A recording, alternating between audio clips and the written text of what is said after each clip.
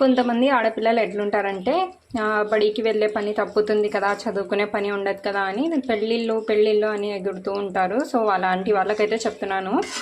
So ముందుగా బాగా చదువుకొని ఏదో ఒక జాబ్ ఉండాలి, మీకంటూ ఒక ఐడెంటిటీ ఉండాలి.